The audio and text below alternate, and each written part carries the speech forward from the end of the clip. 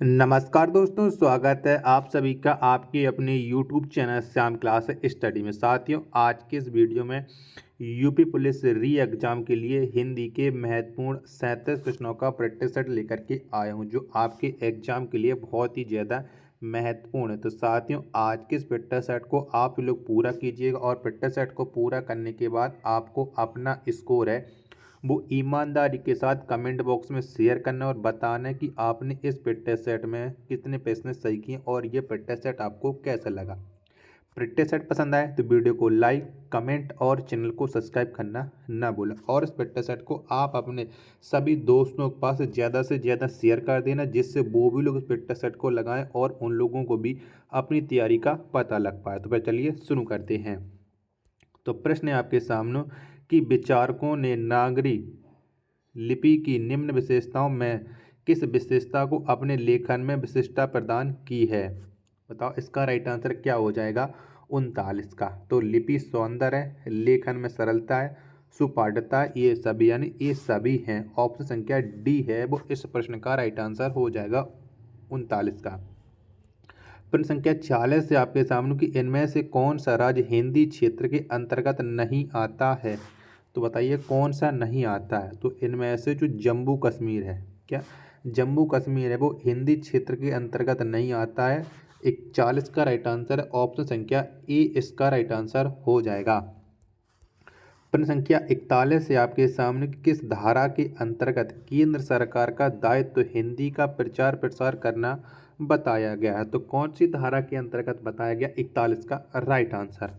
तो ये धारा 351 के अंतर्गत बताया गया है, केंद्र सरकार का दायित्व है कि वो हिंदी का प्रचार प्रसार करे। 41 का आंसर है ऑप्शन संख्या बी, इस प्रश्न का राइट आंसर हो जाएगा 41 का।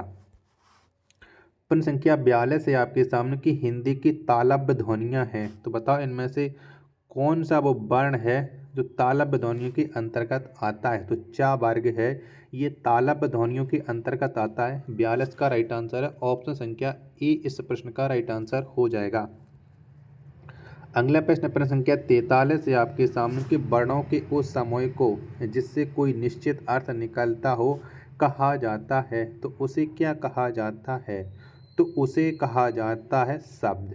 क्या उसे शब्द कहा जाता है। 43 का राइट आंसर है ऑप्शन संख्या ए, इस प्रश्न का राइट आंसर है वो हो जाएगा। प्रश्न संख्या 44 से आपके सामने कि अजायब घर है। तो अजायब घर ये कैसा शब्द है ये आपको बताना है। 44 का राइट आंसर। तो अजायब ये घर है, ये एक संकर शब्द, क्या ये एक संकर शब्द है। 44 का आंसर है ऑप्शन संख्या डी, इस प्रश्न का राइट आंसर है वो हो जाएगा। प्रश्न संख्या 45 से आपके सामने कि निम्न में शुद्ध वर्तनी का चयन कीजिए। तो बताओ इनमें से कौन सी वर्तनी शुद्ध है। 45 का राइट आंसर क्या हो जाएगा, यानी मृत्युंजय है वो किस में शुद्ध लिखा गया है। तो जो मृत्युंजय की शुद्ध वर्तनी है वो है ऑप्शन संख्या डी वाली। तो 45 का जो राइट आंसर है वो ऑप्शन संख्या डी है, वो इस प्रश्न का राइट आंसर हो जाएगा। प्रश्न संख्या 46 है आपके सामने कि निम्नलिखित में से कौन सा शुद्ध रूप है। तो बताओ इनमें से किसकी वर्तनी है वो शुद्ध है। 46 का राइट आंसर क्या हो जाएगा। तो अभ्यर्थना, क्या अभ्यर्थना ये किसकी वर्तनी शुद्ध है। तो ये जो वर्तनी शुद्ध है वो है ऑप्शन संख्या सी वाली, यानी 46 का जो राइट आंसर है वो सी है, इस प्रश्न का राइट आंसर हो जाएगा। प्रश्न संख्या 47 से आपके सामने कि आकलन शब्द का विलोम है। तो कौन सा हो जाएगा आकलन का विलोम शब्द। तो आकलन का जो विलोम शब्द होता है वो होता है विकलन। क्या होता है, विकलन होता है। तो 47 का जितने भी लोग ऑप्शन संख्या ए बता रहे हैं उन सब लोगों का राइट आंसर हो जाएगा। साथियों, वीडियो पसंद आ रही तो प्लीज़ वीडियो को आप एक बार लाइक ज़रूर कर देना, क्योंकि लाइक आप लोग करते हो तो मुझे मोटिवेशन मिलता है कि हाँ मेरी मेहनत है वो आप लोगों के काम में आ रही है। प्रश्न संख्या 48 है आपके सामने कि आशय शब्द का पर्यायवाची है। तो बताओ आशय का पर्यायवाची क्या हो जाएगा। तो आशय का पर्यायवाची इनमें से हो जाएगा तात्पर्य। क्या तात्पर्य। 48 का राइट आंसर है ऑप्शन संख्या सी, इस प्रश्न का राइट आंसर है वो हो जाएगा।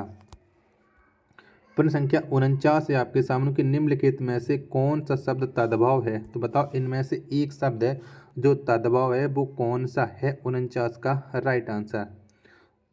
तो 49 में जो 3 है, क्या 3 है, ये एक तद्भव शब्द 49 का आंसर है वो ऑप्शन संख्या सी इस प्रश्न का राइट आंसर है हो जाएगा।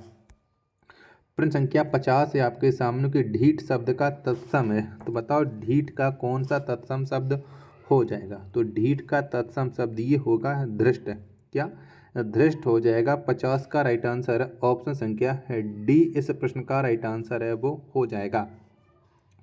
प्रश्न संख्या 51 है आपके सामने, निर्देश दिया गया 51 और 52 के लिए कि रेखांकित शब्दों का शुद्ध रूप बताना है, यानी जो रेखांकित वर्तनी होगी उसका आपको शुद्ध बताना है, किसकी वर्तनी है वो शुद्ध किस तरीके से लिखी जाएगी 51 और 52 में। प्रश्न है मंदाकिनी की जलधारा अजसर रूप प्रवाहित हो रही है, तो इसका राइट आंसर बताने की इसकी वर्तनी है वो क्या हो जाएगा। तो इसकी जो शुद्ध वर्तनी होती है वो हो जाती है अजस्त्र, क्या अजस्त्र, यानी सी ऑप्शन की वर्तनी शुद्ध लिखिए। 51 का राइट आंसर है वो ऑप्शन संख्या सी हो जाएगा। सभी भारतीय गीता के महात्म्य से परिचित हैं, तो बताओ इसकी वर्तनी है वो शुद्ध कौन सी हो जाएगी। 52 का राइट आंसर। तो महात्म्य की जो वर्तनी शुद्ध है वो है ऑप्शन संख्या ए वाली, क्या ऑप्शन संख्या ए में महात्म्य की वर्तनी शुद्ध लिखी है। 52 का राइट आंसर है ऑप्शन संख्या ए। प्रश्न संख्या 53 है आपके सामने कि देवर का स्त्रीलिंग है, तो बताओ देवर का स्त्रीलिंग क्या हो जाएगा। तो देवर का स्त्रीलिंग होता है देवरानी, क्या देवरानी होता है। 53 का राइट आंसर है ऑप्शन संख्या डी इस प्रश्न का राइट आंसर है हो जाएगा। प्रश्न संख्या 54 है आपके सामने कि खिलाड़ी गमनीय शब्द में कौन सा प्रत्यय प्रयुक्त हुआ है, तो बताओ कौन सा प्रत्यय लगा हुआ है इनमें, ये आपको बताना। 54 का राइट आंसर क्या हो जाएगा। तो खिलाड़ी गमनीय इन शब्द में खिलाड़ी में हो जाएगा आड़ी प्रत्यय, क्या आड़ी हो जाएगा, और गमनीय में हो जाएगा ई प्रत्यय, यानी 54 का राइट आंसर है ऑप्शन संख्या ई इस प्रश्न का राइट आंसर है वो हो जाएगा। नेक्स्ट प्रश्न है प्रश्न संख्या 55 है आपके सामने कि निम्नलिखित शब्दों में से किस एक का अर्थ स्त्री है, तो बताओ इनमें से कौन से शब्द का अर्थ स्त्री है, ये आपको बताना है 55 का राइट आंसर। तो मैं आपको बताऊंगा अगर आपको स्त्रीलिंग का पता लगाना होता है तो ना आप लोग अच्छा और अच्छी लगाने से स्त्रीलिंग और पुल्लिंग का आप लोग पता लगा सकते हैं। तो अच्छी अंगना, क्या अच्छी अंगना, ये एकदम स्त्रीलिंग शब्द हो जाएगा। 55 का राइट आंसर है ऑप्शन संख्या बी। प्रश्न संख्या 56 है आपके सामने कि निम्नलिखित शब्दों में से किस एक का अर्थ ऐतराज है, तो बताओ किसका अर्थ है ऐतराज होएगा 56 का राइट आंसर। तो आपत्ति, क्या आपत्ति का जो अर्थ होगा वो ऐतराज होगा। 56 का राइट आंसर है ऑप्शन संख्या बी इस प्रश्न का राइट आंसर हो जाएगा। प्रश्न संख्या 57 है आपके सामने की समादर व संरक्षण में उपसर्ग है, तो बताओ इनमें से कौन सा उपसर्ग लगा है। तो इनमें जो उपसर्ग है वो है सम उपसर्ग, क्या सम उपसर्ग है। 57 का जो राइट आंसर होगा वो ऑप्शन संख्या ई इस प्रश्न का राइट आंसर हो जाएगा। प्रश्न संख्या 58 है आपके सामने कि निम्नलिखित शब्दों में कौन सा अनेकार्थी शब्द है, तो बताओ इनमें से कौन सा हो जाएगा जिसके अनेकार्थी अर्थ हैं। 58 का राइट आंसर, तो वो शब्द है गोली, क्या गोली है। 58 का राइट आंसर है ऑप्शन संख्या बी इस प्रश्न का राइट आंसर है वो हो जाएगा। प्रश्न संख्या 59 है आपके सामने कि कौन सा शब्द जातिवाचक संज्ञा नहीं है, तो बताओ इनमें से एक ऐसा शब्द है जो जातिवाचक नहीं है, बाकी के सभी शब्द हैं वो जातिवाचक हैं। तो मीठा ये जातिवाचक नहीं, ये एक भाववाचक संज्ञा है। 59 का राइट आंसर है ऑप्शन संख्या डी इस प्रश्न का राइट आंसर हो जाएगा। साथियों अगर अभी तक आपको ये वीडियो और हमारी मेहनत आपको पसंद आई तो प्लीज़ वीडियो को एक लाइक आप लोग ज़रूर कर देना, और चैनल को आप लोगों ने अभी तक सब्सक्राइब नहीं किया होगा तो चैनल को आप लोग ज़रूर सब्सक्राइब कर लीजिएगा। चलिएगा प्रश्न संख्या 60 है आपके सामने कि पुल्लिंग शब्द का चयन कीजिए, तो बताओ इनमें से कौन सा शब्द है जो पुल्लिंग है। 60 का राइट आंसर क्या हो जाएगा। तो अच्छा वर्णन, क्या अच्छा वर्णन ये एक पुल्लिंग शब्द हो जाएगा। 60 का आंसर ऑप्शन संख्या डी इस प्रश्न का राइट आंसर है हो जाएगा। प्रश्न संख्या 61 है आपके सामने कि कोयले की दलाली में हाथ काले का अर्थ है, तो बताइएगा इसका का अर्थ क्या हो जाएगा। 61 का राइट आंसर, तो इसका जो अर्थ होगा वो होगा खराब काम का परिणाम भी खराब ही होता है। यानी 61 का राइट आंसर है वो ऑप्शन संख्या डी इस प्रश्न का राइट आंसर हो जाएगा 61 का।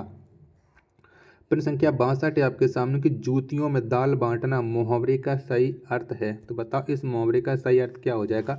जूतियों में दाल बांटना, तो ये हो जाएगा अपमान करना। 62 का राइट आंसर है वो ऑप्शन संख्या ए। क्या ऑप्शन संख्या ए है वो इस प्रश्न का राइट आंसर हो जाएगा। प्रश्न संख्या 63 है आपके सामने कि निम्नलिखित वाक्यों में से एक वाक्य में विशेषण संबंधी अशुद्धि नहीं है, वह कौन सा। यानी इसमें से आपको शुद्ध वाक्य छांटना है 63 में, बाकी के सभी हैं वो अशुद्ध हैं। तो वहाँ ज्वार की सर्वोत्कृष्ट चिकित्सा होती है। यानी 62 का जो भी लोग डी ऑप्शन, तो 63 का जितने भी लोग डी ऑप्शन बता रहे हैं उन सब लोगों का राइट आंसर हो जाएगा। इसमें नहीं है, बाकी के सभी में अशुद्धियाँ हैं। प्रश्न संख्या 64 है आपके सामने कि नीचे दी गई पंक्तियों में प्रयुक्त रस के सही भेद का चयन कीजिए। यानी आपको 64 में रस बताना है कि 64 में कौन सा रस है। अटपटी उलझी लताएं, डालियों को खींच लताएं, पैरों को पकड़े अचानक, प्राण को कसले कपाएं, सांप की काली लताएं। तो बताओ आपको यहाँ पर कौन सा रस है प्रश्न संख्या 64 में। तो आपको दिख रहा कि ये एक अजीबी रस है, तो ये एक अद्भुत रस हो जाएगा। ऑप्शन संख्या डी इस प्रश्न का राइट आंसर हो जाएगा। निर्देश दिया गया प्रश्न संख्या 65 और 66 के लिए कि नीचे दिए गए पद्यांश को पढ़ करके सही छंद का चयन कीजिए। यानी आपको 65 और 66 में छंद बताना है कि इसमें कौन से छंद का प्रयोग किया गया है 65 में। तो नभे नभ ग्रीब थके गति केशव, बालक ते संग ही संग खेली। तो बताओ इसमें कौन सा छंद है। 65 का राइट आंसर क्या हो जाएगा। तो इसमें है सवैया। क्या इसमें सवैया है। 65 का राइट आंसर है ऑप्शन संख्या डी इस प्रश्न का राइट आंसर है हो जाएगा। अगला प्रश्न है आपके सामने प्रश्न संख्या 66 है कि मणिमय महल शिवराज के इमई रायगढ़ में राजही। तो बताओ ये इसमें कौन सा छंद है 66 में। तो ये एक हरि गीत का है। क्या इसमें हरि गीत का है। 66 का आंसर है ऑप्शन संख्या बी इस प्रश्न का राइट आंसर है हो जाएगा। प्रश्न संख्या 67 है आपके सामने कि कनक कनक ते 100 गुनी मादक अधिकार, या खाए बौरात नर बा पाए बौरा। उपयुक्त पंक्तियों में अलंकार है। तो बताइएगा इसमें कौन सा अलंकार हो जाएगा। 67 का राइट आंसर है वो आपको बताना है। तो इसमें जो अलंकार हो जाएगा वो हो जाएगा यमक अलंकार। क्या यमक अलंकार हो जाएगा। 67 का आंसर है ऑप्शन संख्या बी इस प्रश्न का राइट आंसर है वो हो जाएगा।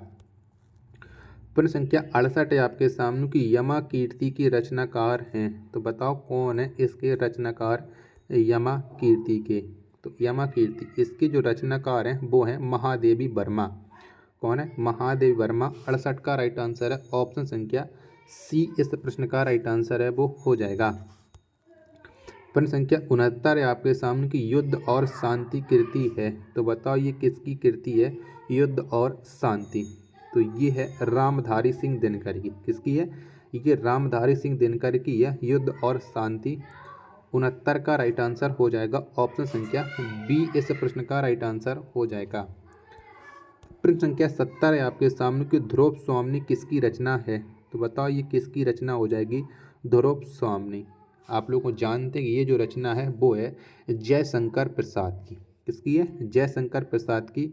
70 का जो राइट आंसर होगा वो हो जाएगा ऑप्शन संख्या बी इस प्रश्न का राइट आंसर है हो जाएगा।